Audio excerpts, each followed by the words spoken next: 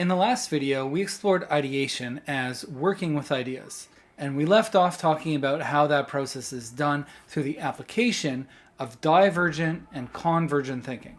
So what are these things? What exactly do we mean when we talk about divergent thinking? And conversely, what do we mean when we talk about convergent thinking? Divergent thinking is ideation. It's ideation that involves lots and lots of possibilities. So when we're diverging, we're trying to come up with many ideas, as many possibilities as we can. And all the ideas that we come up with are equally viable responses.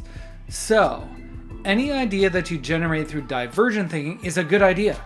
There are no right answers and there are no wrong answers.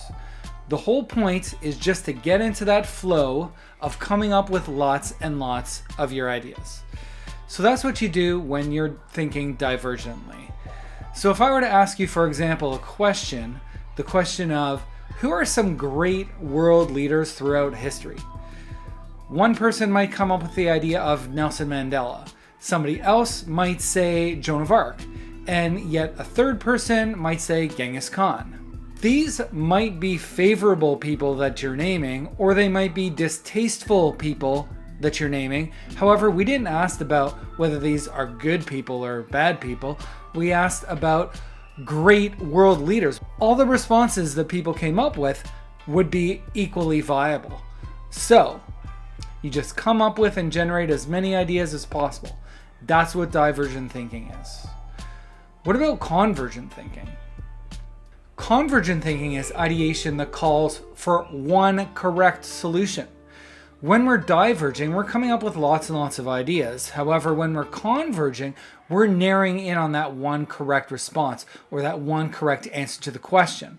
So whereas in divergent thinking, there are no correct or incorrect responses, in convergent thinking, it's the opposite. You have one correct answer, one correct response, or maybe a couple. You might have a few, right? So if we go with the same example of world leaders that we used earlier, if I were to ask you who is the 23rd Prime Minister of Canada, there's only one correct response. If I were to ask you who was the 45th President of the United States, or who is the 46th President of the United States, once again, there's just one correct response to each of those questions. Those are examples of convergent thinking style questions. They're questions that call for one idea, one solution, one correct response.